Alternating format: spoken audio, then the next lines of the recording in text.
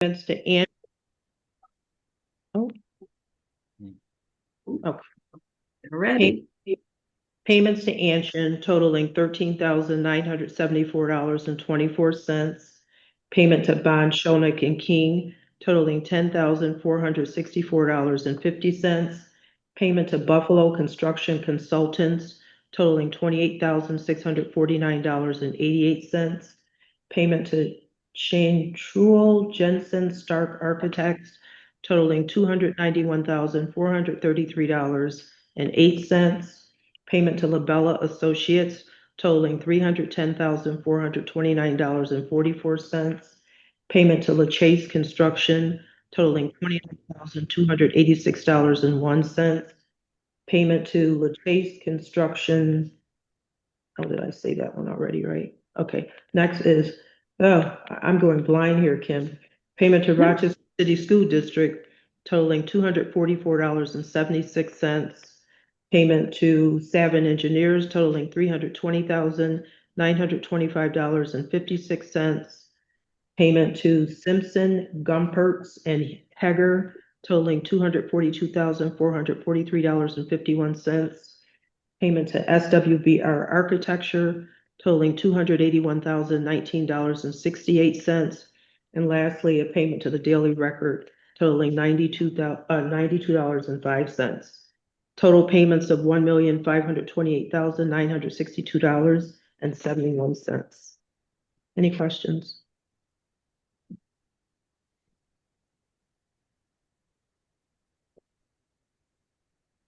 I don't hear or see any. Seeing or hearing none, then we'll entertain a motion to approve it as submitted by Kim.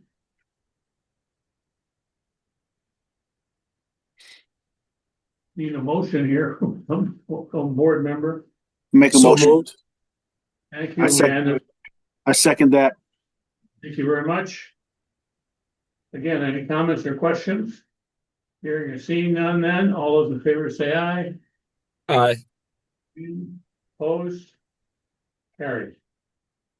Okay, Kim, are you gonna discuss the annual report with us, or you and Pepin? Sure. To this. Thank you. So the So- annual report. Do you want to go ahead, Pepin, and get started? Well, yeah, I can certainly start. Kim and the team and our team have been working on the report for quite some time.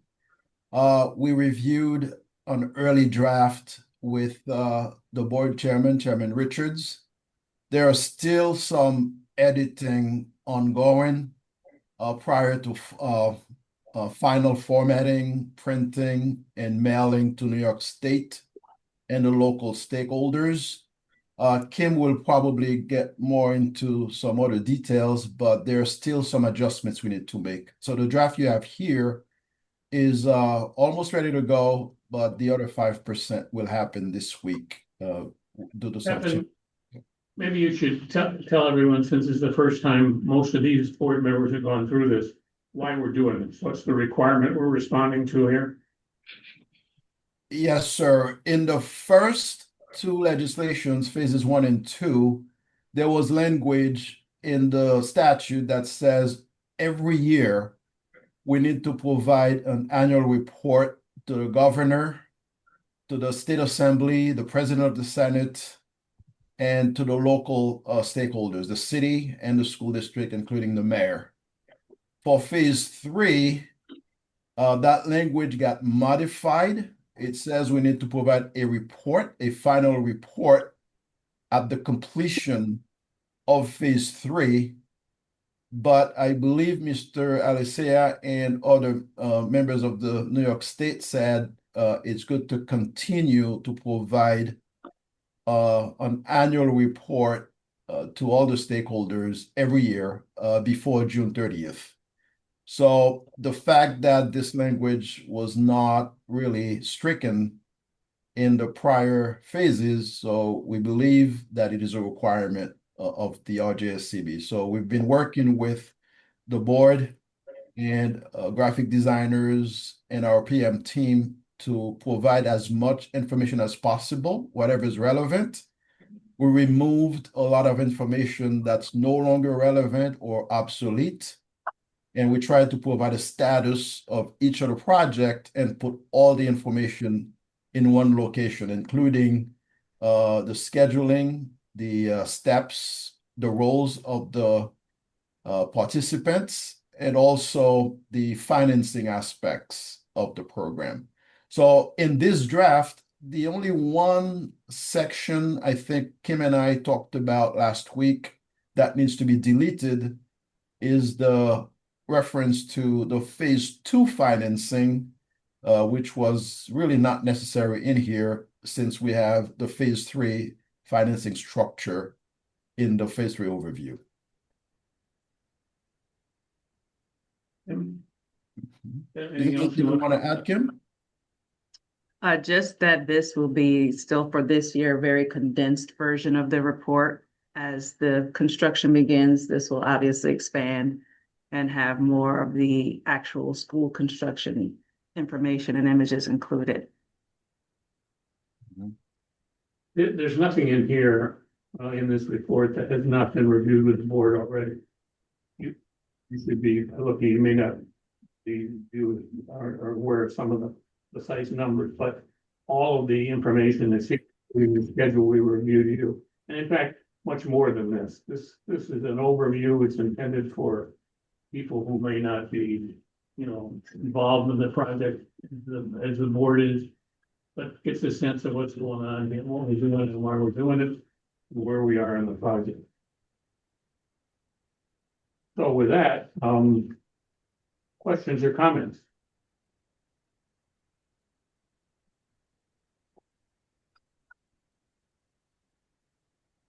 Hearing or seeing none? What I think we need to take action on this, Pam, I guess. That's correct. Yeah, we need to authorize the filing of this report as required in the statute, and the board needs to do that. The precise language, of course, we're relying on the program manager and others to supply, and there will be a couple of minor changes. However, the changes we're talking about are not of substance.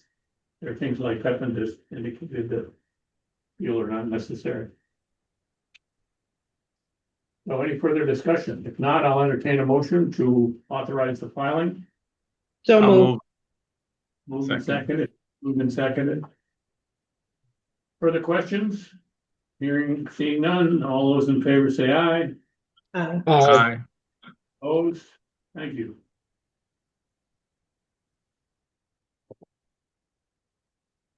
We will distribute this not only to the people who required in the, in the statute, but to all of the people who are close to this process and whose ultimate approval we need to keep going. So for instance, city council, board of education, people like that who may or may not be interested, but would have the ability to get up to speed by looking at it.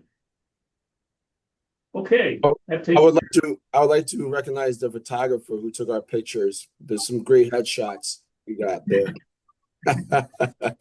Yeah, right. Yeah, that's Jerome Flood. He was part of the Business Opportunity Program in phase 2, and he graduated from the BOP, and he's a sub-consultant to us, providing the service to you and to us. Good. The test story, good. Well, you know what they say about those photographs, folks, right? Keep your hands down, they won't see the handcuffs. Remember that. Yeah. Okay, so much for that. That takes care of the items, the sort of action items we had here. We do have some things to talk about today about where we are, but let's knock off a couple of these reports. So the independent compliance officer, first report. We have one more. Yeah, there's vote. one more. Oh, I'm sorry, what I missed? The CJS amendment. Oh, yes, I'm sorry. You're right. The approval for the amendment to the contract to superstructure design services at Edison. You will remember that the Edison problem was not discovered, but reviewed in detail. The project has emerged that we need to take care of now. We reallocated the money to fund that for that project. And this is the authorization for the design services that are going to support the actual work that will be done at EDS. This is part of the budget, the funds that we've already approved and moved through Edison. Questions or comments about this? If not, then I'll entertain a motion to approve the amendment. So move. Second. Moved and seconded, thank you. Again, further questions? Hearing or seeing none? All in favor, say aye, raise your hand. Aye. Aye. Opposed? Stands approved. All right, I'll try again. How about the ICO report?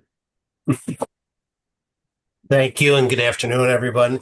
These are our numbers for the month of April. So as of May 27th of this year, we had received 94.44% of all the docs. We actually had one contractor who submitted theirs late. Their information will be caught up in next month's. And you can see where that when that happens here on this chart, you'll see prior period submissions. Those are for documentation that comes in after our cutoff date for the records. So we're at, but for the project as a whole, even with that one contractor that was missing, we're at 99.22% of all of the documents that were required have been submitted and been analyzed. So when we look at it, the analysis of our workforce data, we have, we are now at total hours worked of 29,568 hours worked on the project. Work hours for the month of April, minority work hours, 1,242, non-minority women, 516, non-minority male, 1,156 hours for a total of 3,415 hours worked during the month of April. An additional 492 hours were submitted for a prior period. That brings us to our 29,568 number. Comparison of our goals, overall hours worked, looking at it traditionally, minority, both male and female. We have a goal of 23%. Our workforce so far, we're at 45%, 0.49. Women, non-minority, only a goal of 7, and we're at 10.47.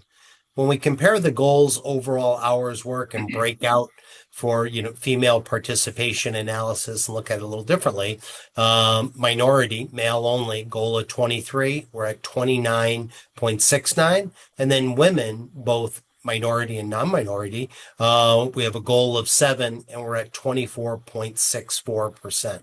So on the workforce side, we're far exceeding all of our goals. When we look at our business participation through the month of April, we have awarded $66,523,261 of contract value. And the breakdown of that is 31%, 0.72 has gone to MWBEs. We have a goal of 18% and we are 31.72. Our WBEs, we have a goal of 12% and we're currently at 4.79%. Our SBE, we have a goal of 2% and we are at 4.08. Our DBE, we have a goal of 2% and we are at 1.53%. Although the project does not call for us to track the city of Rochester residents, since we have the payroll information, we track that for phase 3. So currently, there were 9 Rochester residents that were actively working on the project during the month of April, which is 11.54% of the total of 78 individual workers who had worked on the project for us. And then just some high-level summary information as we're starting to build through the amount of documentation, even though we're not fully into construction.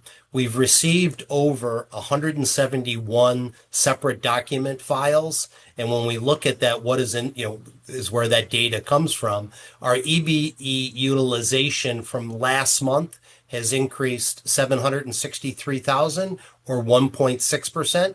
Our WBE has increased 276,000 or 0.40%. Our SBE has increased 57,000 for 0.08. Our DBE has increased 581,000 or 0.87 for a total EBE utilization on the project of 42.12%, which is an increase of 2.41% from where we were last month, which was 39.71. So just to show some statistical sides as we're spending more and more of that money as to where the numbers have increased. Any questions on our April data or any of the information? Brian, I'm sorry, Go Chair. ahead, no, go ahead. Who can we attribute those jumps to? Those were pretty good jumps. What companies? Yeah, so on the architectural side, they've started awarding their contracts, and on the Savin contract, Pepin and his team have awarded some more. As to where we are, but it really closed our gap on where we were on the S&D, and we made a little bit of progress on our W, but we still have some more work to go. But keep in mind, this is based on our $66 million of contract value that's been awarded. Great, thank you. Thank you. Yeah, we are early here to do much congratulating, but, it's good to be in that position. One of the things we haven't discussed, but maybe for those of you who are on the board, the report starts out with a report by Brian about what percentage of the documents we've received. What that's all about is our source of information comes from documents that the contractors are required to file. Some of those are certified, the payrolls and so forth. But in any case, if we don't keep up with that, if we don't keep up with those documents and keep up with the record with respect to this, two things can happen. One, you get behind to a point where you can't catch up. In other words, there's nothing you can do about it. There may be circumstances where there is nothing we can do about it, but we don't want that to be the result of our just not keeping track of it on a timely basis. It also helps to remind the contractors that this is a requirement. We're serious about it. It's a goal. We may or may not be able to meet it exactly, but the sooner we engage over it, the better. And that's one of the reasons why we're insisting that this stuff gets turned in early. If that gap starts to widen, the gap between what's due us in terms of filing and what we have, that's a sign that we could have a problem here. So Brian has to pursue that at the beginning of this analysis, and that's why he reports on it every month. And to that, if we have a contractor who's struggling with filing their paperwork, we then work to make sure on the payment side that they know that they could be putting their, pay app in jeopardy. There is the obligation to do it, and it's due at the 15th of the month. So we stay on top of them, and when we need program management to intercede, we do that, and it's why our numbers are as high. And as I said, it's 171 separate files. It's thousands of pages of documentation already. Yeah, and Brian and his group can help them do it if they're having a problem with it. Absolutely. Again, the sooner we find that out, the better. Okay, fund balance report. I think Kim Mitchell, you're going to lead us through this. That's correct, Chairman Richards. So this is the budget tracking for the entire fiscal year for the RJSCB. This month was our last month for this fiscal year. As you'll see, the contractors, for the most part, were under budget. We have Savin that was over budget, but that is due to being under budgeted at the early part of the program prior to procurement starting. And once we caught up to that budget, then we weren't able to catch the actual gap. So when we create the budget for the next fiscal year, which will be presented to you next month, we will be adequately prepared for the numbers that we're getting. Landsman will not be included. That has been assumed by the program management team. And the insurance and audit, that will still be budgeted for next fiscal year. So currently we're doing pretty good. You'll see these numbers in the next month. For the fund balance report, The last disbursement that prior to the board packet going out was March 27th. There has since been another disbursement of, I believe, $1.5 million that was deposited last week. And with that, with our current pay requisition total of $1,528,962.71, that would have resulted in a negative balance theoretically on paper, but that is not negative due to that disbursement from last week. To date, we have expended $11,877,737. This balance is the balance of the RCSD loan of $2,757,263.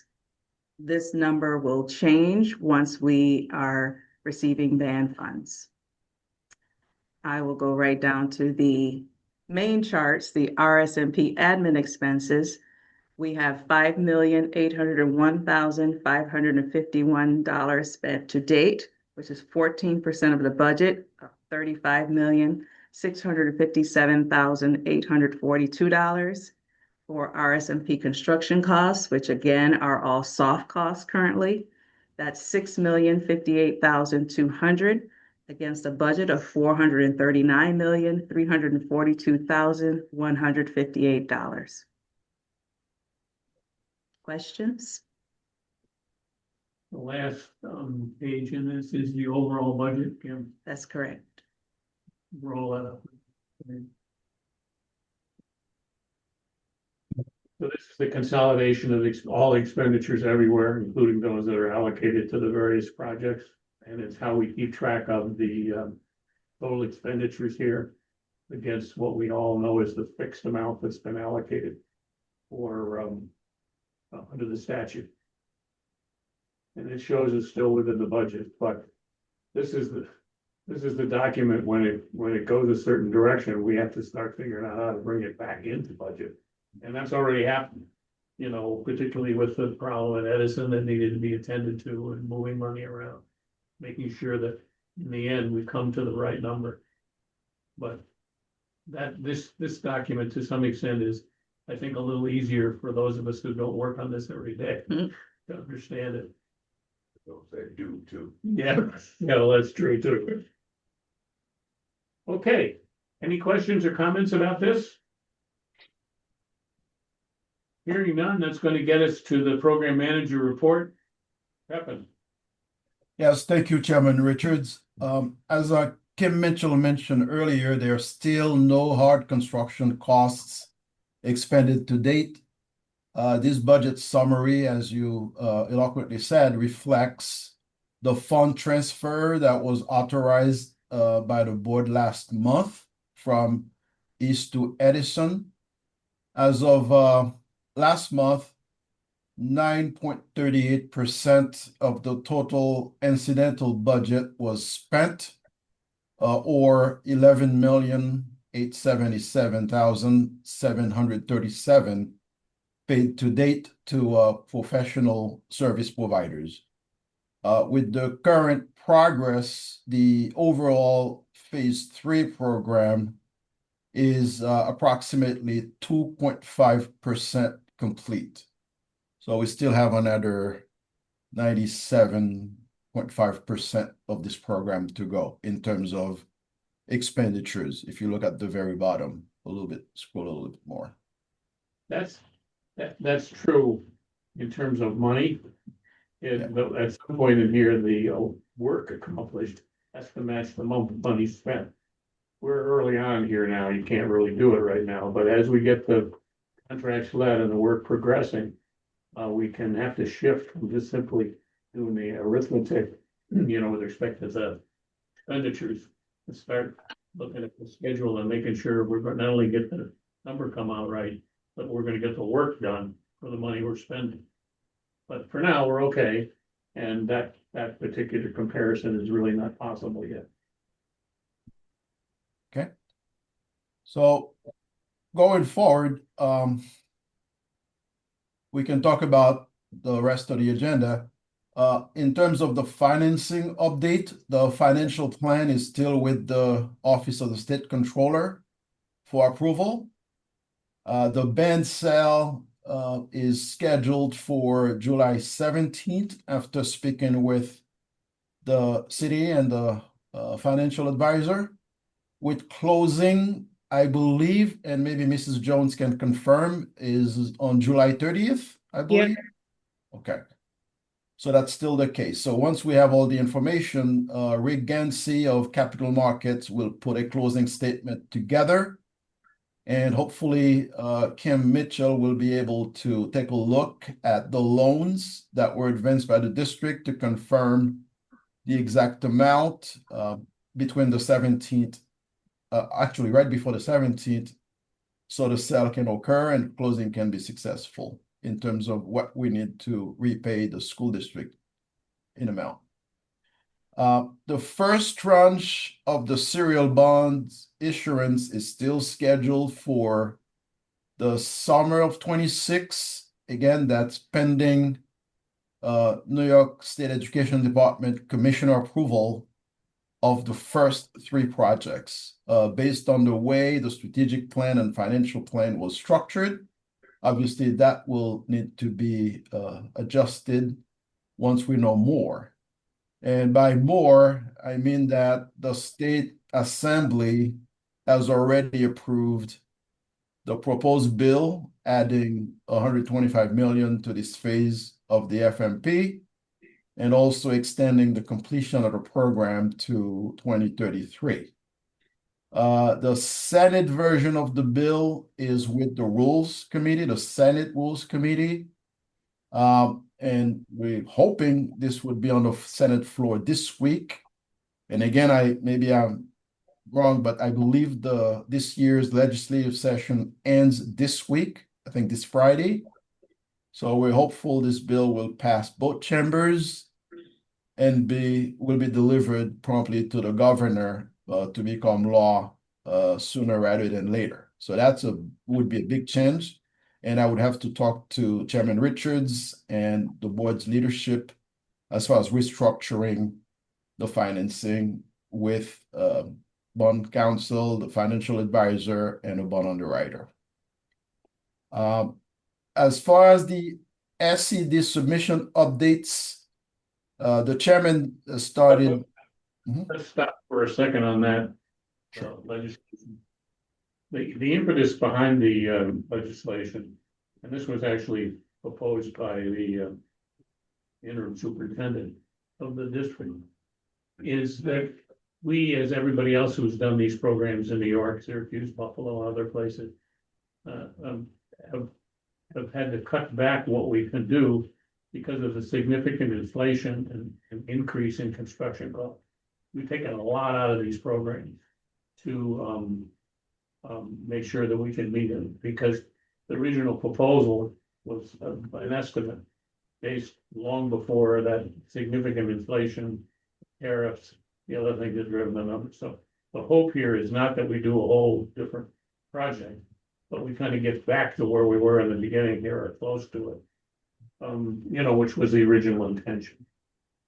It obviously will help with respect to the plan for Edison and East and a few of those things. So that's why that's important. In terms of the timing, that helps in the sense that there's no pressure to complete it even sooner than that. But again, that's less significant for us because the timing is going to be what the timing is, depending on what we can get done here. But obviously, that would be a big help. It wouldn't change the fact that the project's being done or the general outline of the project, but it certainly would change the volume and amount of work that we can get done here. Okay. Thank you. The other item we talked about for several months since last October, I think, is the refunding opportunity. Not sure if Mr. Blair is on the line. Perhaps he has an update on that station. Yeah. Unfortunately, I haven't heard anything back from the superintendent, but as soon as I do, I will reach out. Okay. All right. regarding the SCD submission updates, as you remember, schematic design documents, excuse me, were submitted, schematic design documents were submitted to SCD 4 months ago for MLK Junior School number 9, along with the program verification report for Wilson and Padilla at Franklin. The MLK submission was reviewed by SCD recently, and a new attestation form was created by SCD to certify each project's compliance with the 95% MCA eligibility for at each of the 5 interim submissions required by the statute. That is the preliminary submission, schematic design, 25%, 50, 75, 100% complete documents. That new form requires certifying signatures by the RCSD Superintendent of Schools, the CFO, most likely Mr. Scott as the person interfacing with the state and the program, and also the vice chair of the board. It requires a signature by the RJSCB chairman and the state monitor.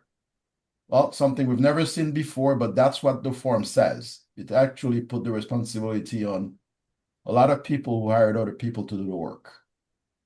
The 50% CD for MLK school number 9 was stopped by us until a consensus is reached on with SED on a workable approach to resolving the capacity calculation issues, enrollment issues, demographics, and to continuing design development. We have not made a schematic design submission for Wilson and Padilla as originally expected for a few reasons. One of them is because we had a stalemate for number 9 school. We're not able to negotiate some of the bureaucratic stuff that needs to be negotiated.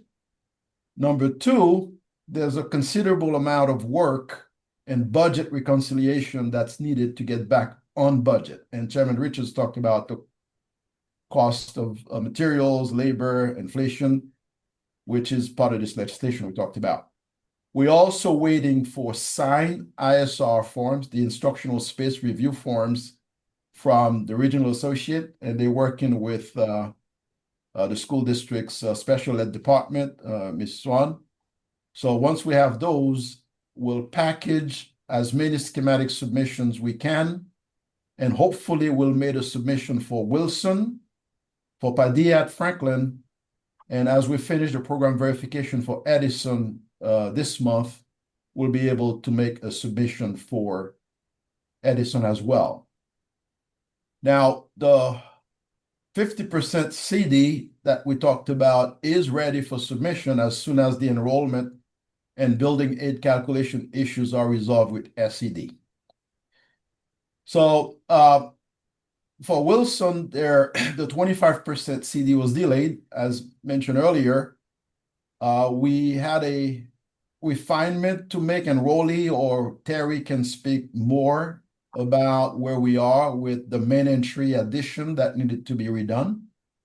There's a new loading dock and a few additional scope progressing with the balance of the design. There's hazmat scope still spending. I think the survey's on the way, and Rolly would probably add his comments on that. And also there's a swing space coordination that needs to be resolved pending the district's determination of RIA's planned enrollment. So I'm saying a lot. Also, I know Wilson is still over budget by about 8.5 million. Terry, you could confirm that for me, please? We've got about 8 million in alternates already from the schematic phase, and the current 25% design is about 4.7 million over that we are in the process of trying to develop identifying scope that could go into alternates to get the base back down to budget. Okay, so we are working with the school district's facilities department in identifying those alternates and see what we can remove. But again, if legislation is in place for there's a chapter amendment, and we'll talk to the board and the district and see if we can restore some of the scope that was removed. And that was said before, so I'm just gonna glance over that for now. But let's back up for a minute here, Pepin, before we get in any more of the detail. Okay. The first part of Pepin's presentation here was responding to two issues that have been arisen with respect to approval by SCD. The first is that they're not going to approve any individual projects unless they have information with respect to all of them. So they can look at the totality of the project. This is a new requirement. It wasn't something that was specifically in the legislation, and we didn't expect it. So part of what Pepin is doing when he's talking about how we're pushing along each of these other projects, important in them, is how do we get them all to the same point where they can be submitted and looked at on the initial review, the 25% review. And that's, that's a significant amount of work, and that's something we're working on now.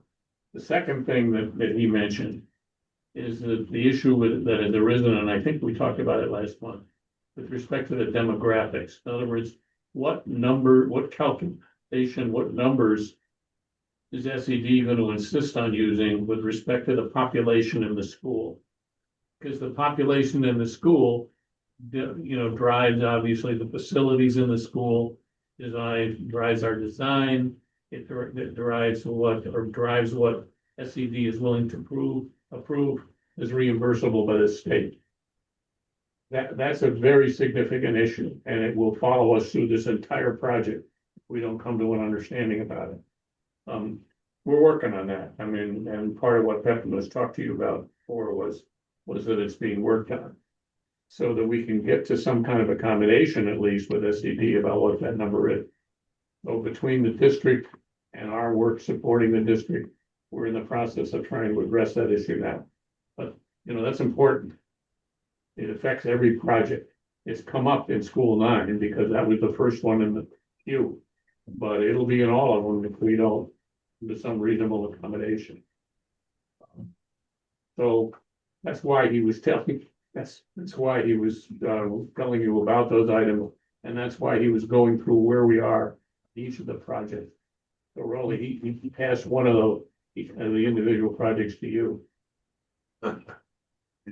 Well, in terms of the projects, as Terry has stated, the way we are managing or balancing and optimizing the projects is to identify in real time alternates that always keep us on budget with the base.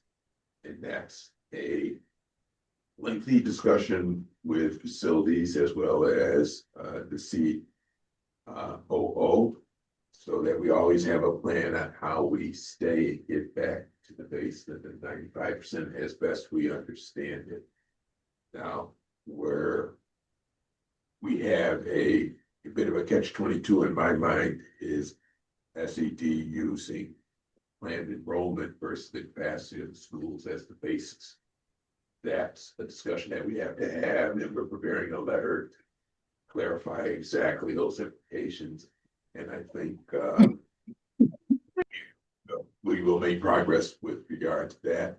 And we are likewise pushing ahead, as you mentioned, on the demographics to get that expedited, so that again, we have not just 10-year projections, but just for insurance, we're pushing it out a couple of years beyond 10 years because stuff has been happening. So we don't want to get caught in the lurch again.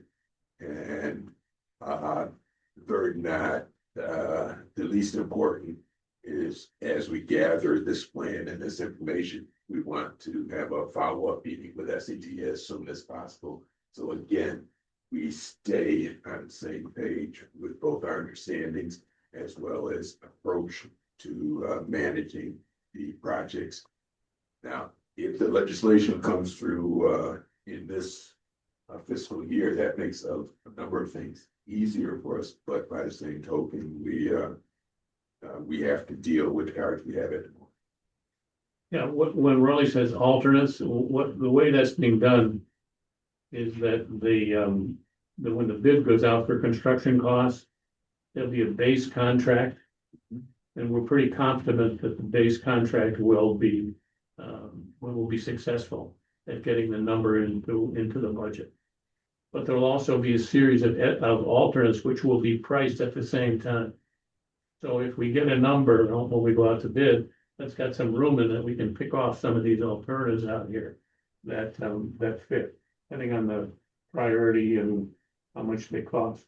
And obviously, if there's some change in the legislation, that could be used the same way. What these guys are trying to do is make sure they have maximum flexibility here. Is what we don't want to do is do this over and over and over again.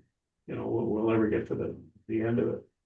So building into this thing more flexibility than usual is important. And that's what they're doing. That's what they're doing.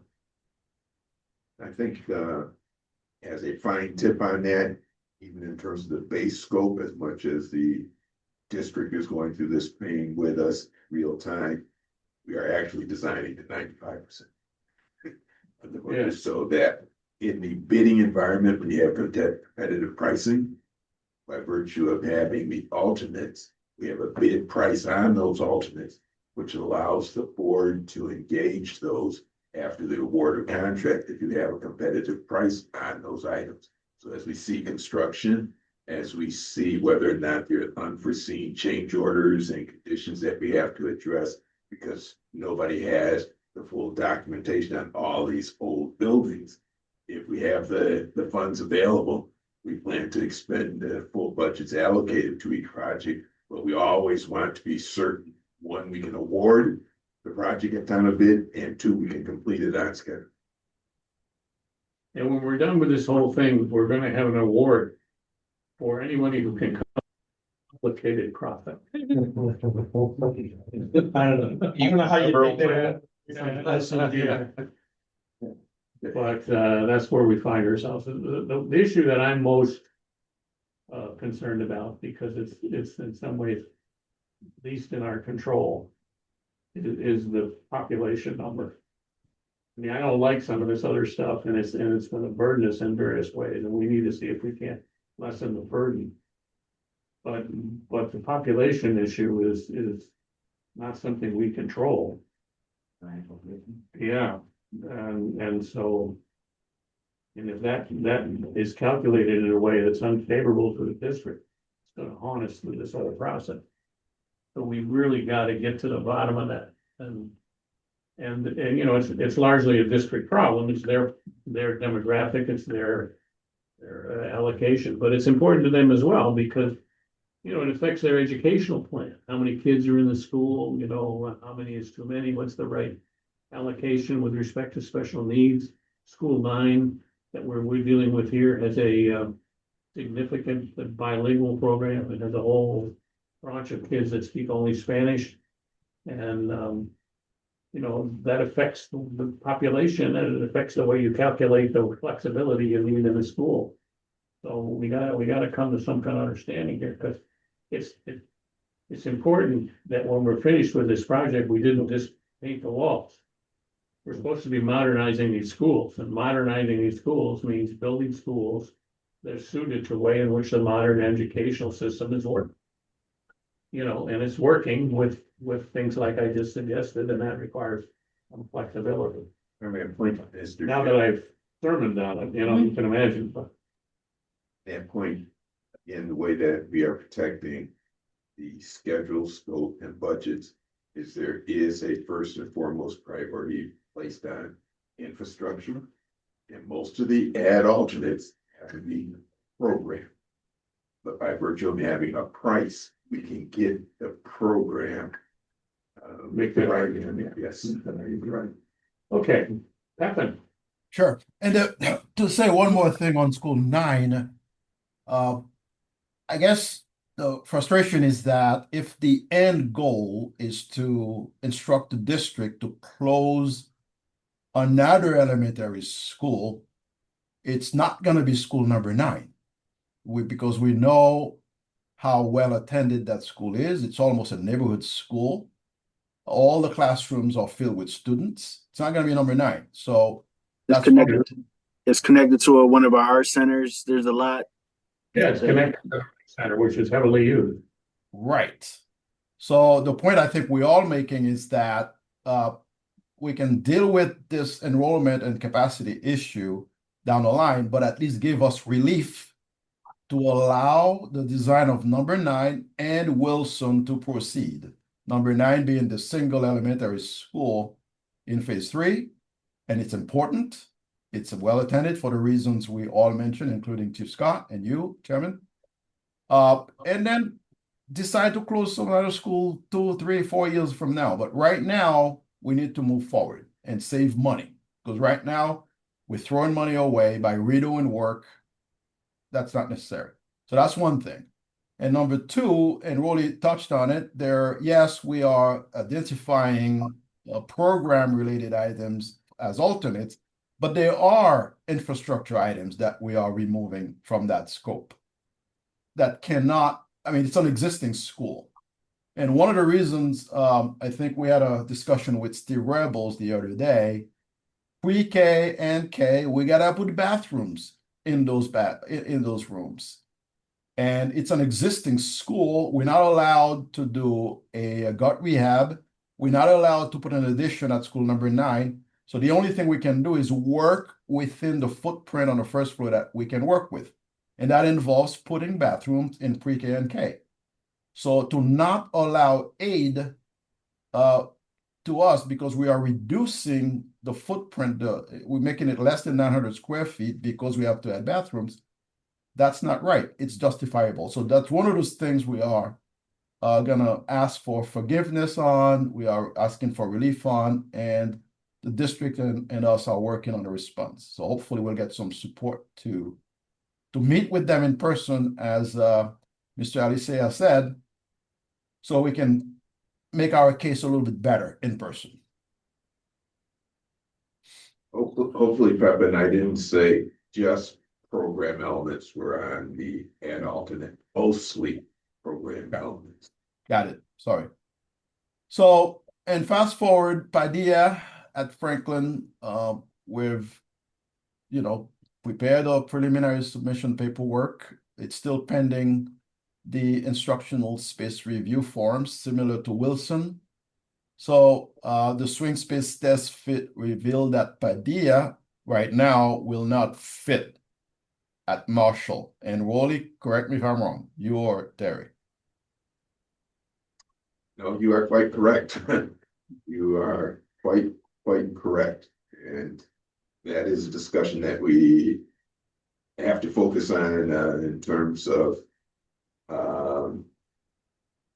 that school and its enrollment has changed since the strategic plan. And in those regards, we're dealing with dynamic situations, and we have to come up with a better solution with the district. Okay. So for Edison, again, the chairman mentioned it earlier, the transfer from East to Edison was authorized, so that's moving forward. We are integrating the athletic field replacement, the tier 1 structural reconstruction into the program verification. So we should have an alignment of scope and budget soon. As far as East and Douglas, we issued the RFPs. The board authorized the release of the RFPs. We issued 2 addenda, and the proposals are due tomorrow. Depending on what we get, we may need to form a committee if there are new firms that are more competitive. But if those are the same firms that submitted before, we will analyze the responses and provided our recommendation to the chairman and the board members and move forward in a cost-effective manner and in a timely manner. So it all depends on what we get tomorrow. We'll keep you posted.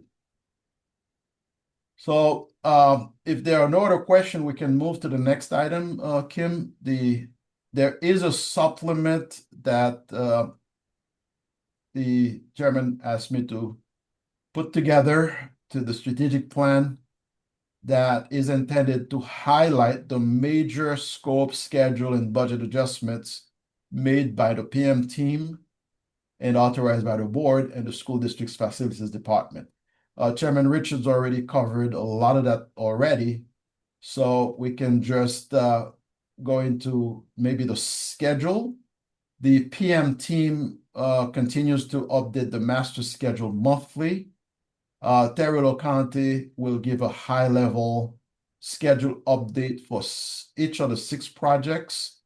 And as we go through our presentation, you will see for yourself there are major timing and cost implications as a result of the new direction the state education department wants the program to take.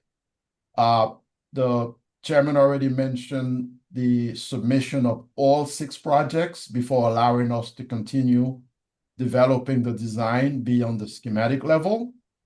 The Office of Facilities Planning is estimating 82% building aid for MLK school number 9, while we are justifying the aid at 96% based on the data that we believe is justifiable.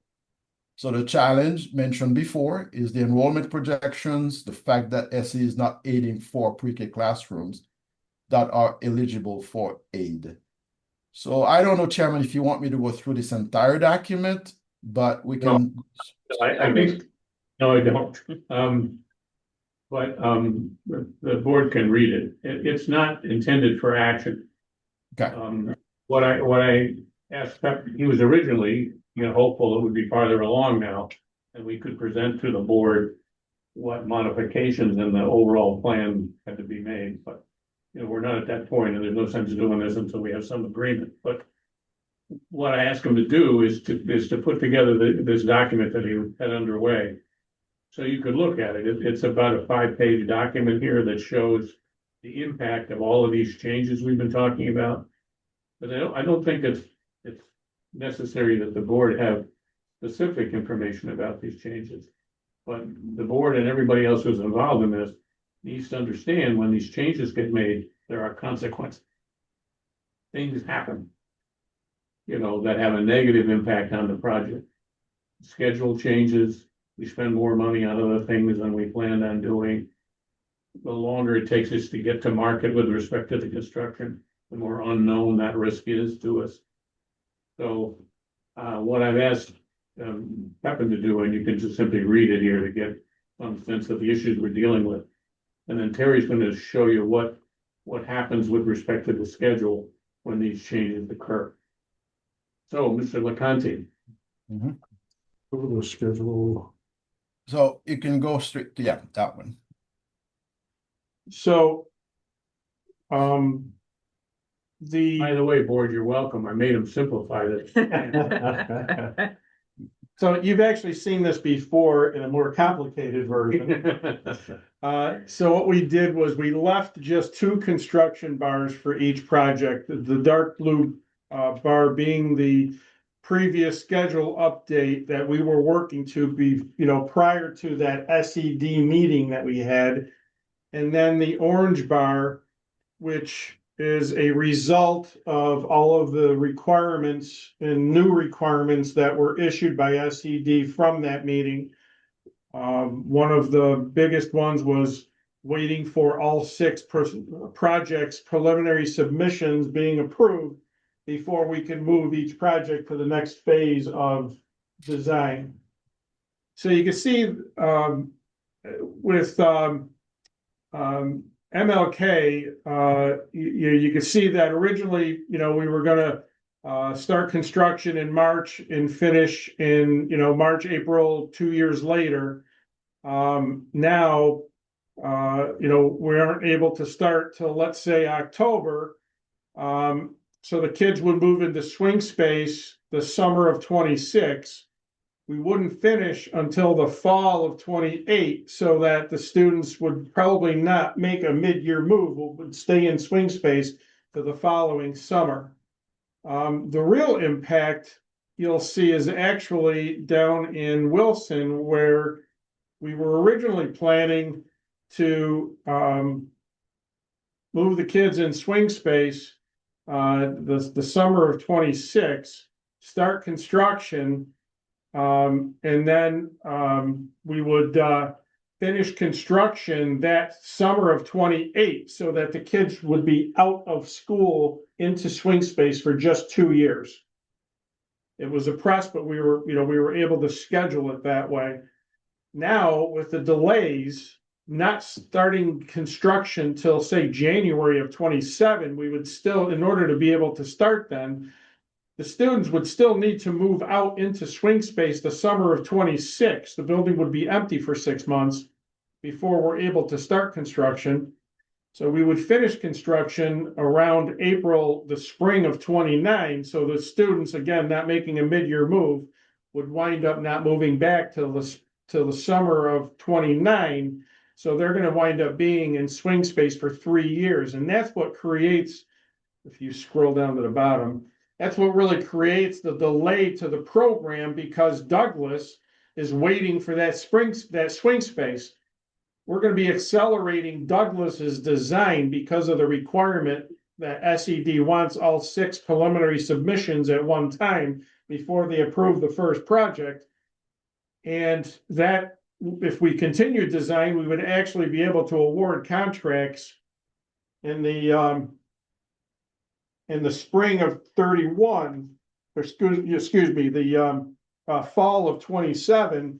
But we wouldn't be able to start construction until the summer of 29, because the swing space is not available, because Wilson needs to move out of that swing space so that Douglas can move into it that summer. So that's what creates that delay to the entire program. We've got similar delays on the other projects, but that is the critical nature, and it gives you a taste for what those delays with these requirements are causing. Yeah, and there's, obviously the delays equal money. Something is gonna cost more if this kind of delay occurs. And at this point in time, with a fixed budget for the entire project, if something costs more, something has to come out of the project.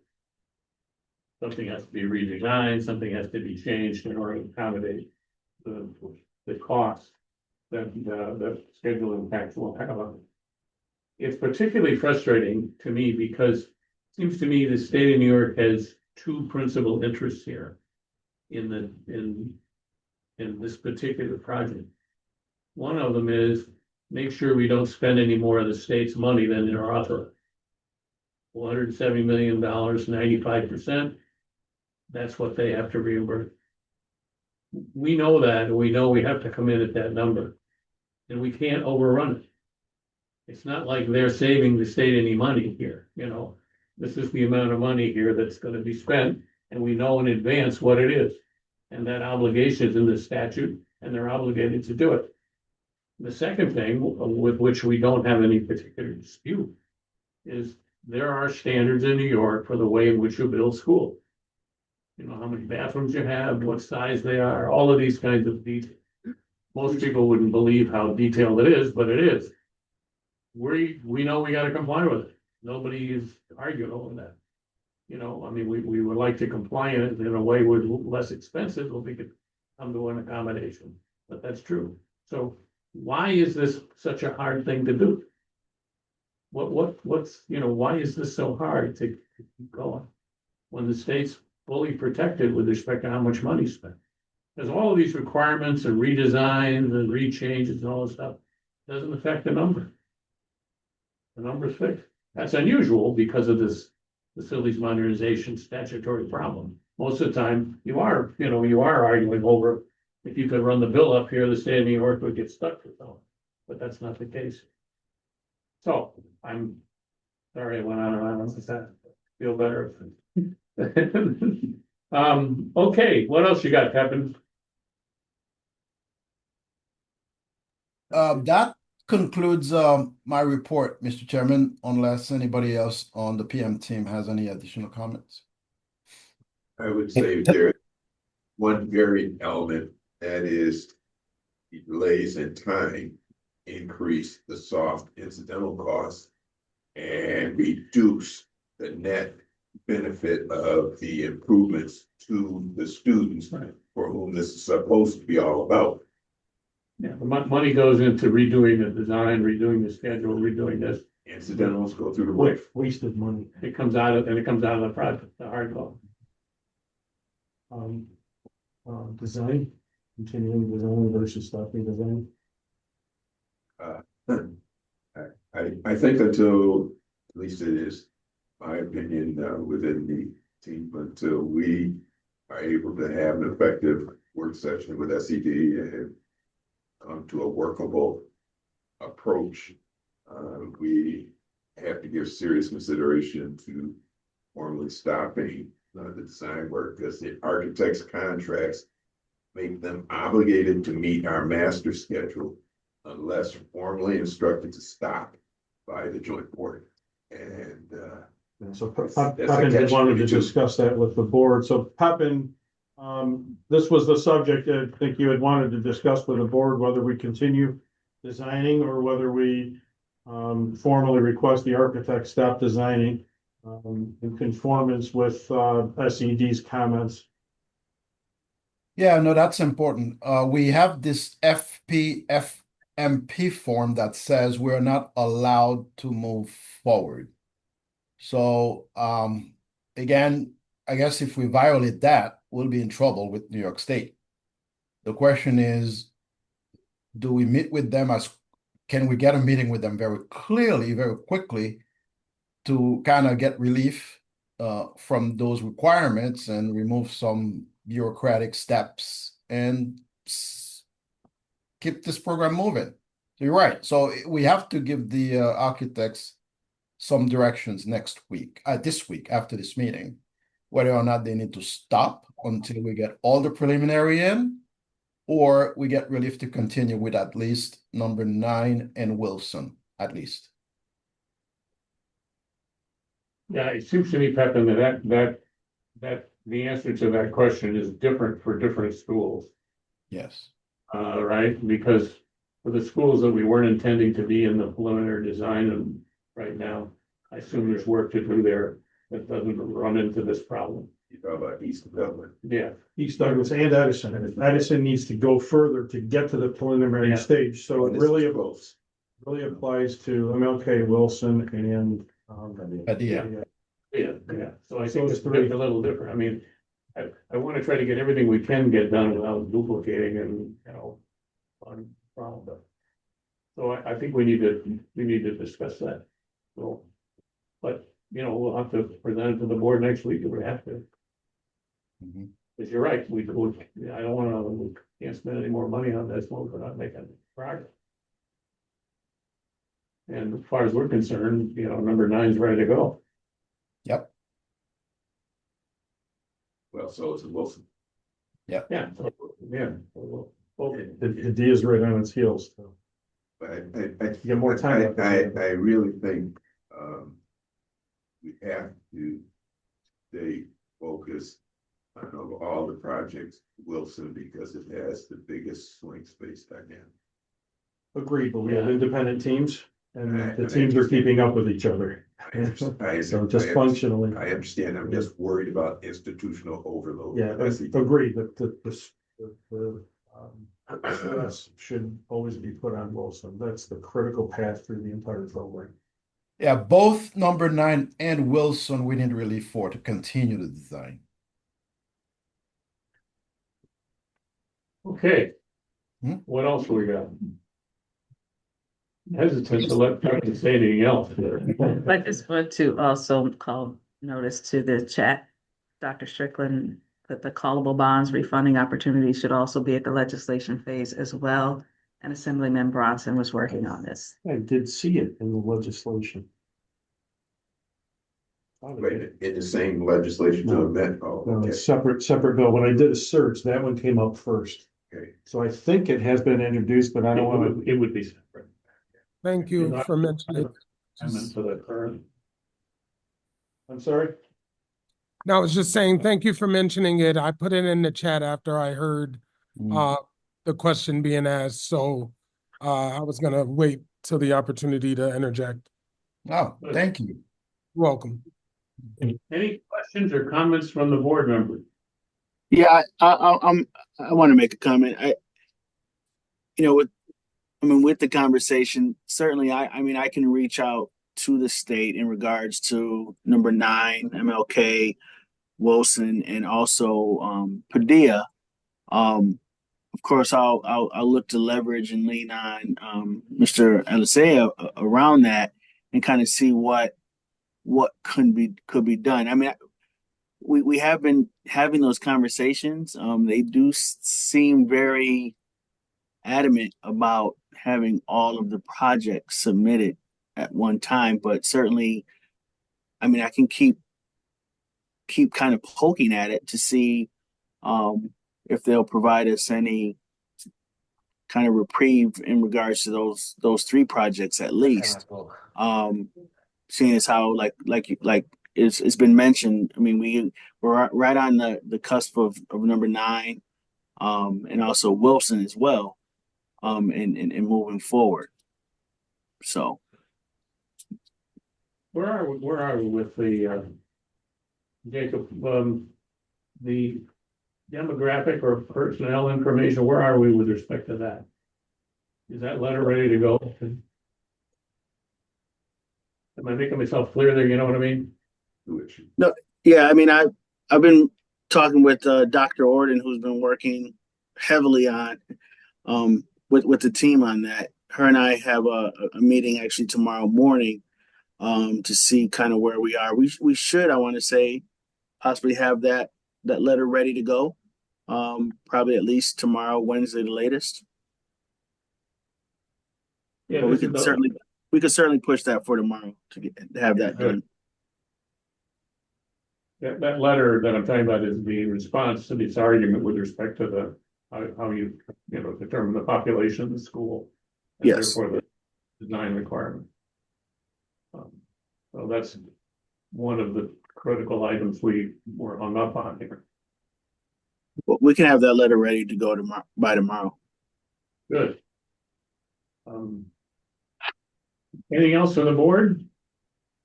Actually, just for you, I thank you for the approval to get that proposal approved for Watts to do the building aid analysis. There are 2 other proposals that they've submitted since you and I spoke. I can have either Terry or Rick Stoffel show them to you while you're there if you want to approve them. That'd be good. One of them is the enrollment demographic study that Jerry McKibben is supposed to do. And the reason I didn't approve it yet is because you and I didn't talk about it, and they need to confirm a little bit of a scope for me. But I think we need to do it. Okay, well, we'll look at it. Yeah. I don't. Well, it came in, I think there was still a question that they reached out. We'll deal with it offline. We don't need to Okay. sit there and argue about the administration here. Happen on the legislative calendar. They just added several days to the assembly that they're going to be in next week. And the Senate's going to roll now through the 13th through Friday, they're expecting. Oh, that helps. So just to let you know, that just happened as we're on here. Great, that helps. Yeah, thank you. Okay, hearing nothing else, we'll stand adjourned. Thank you very much, folks. Thank you, everyone. Thanks. Take care. Bye. So, side note though, when you think time implications for strange of SED that we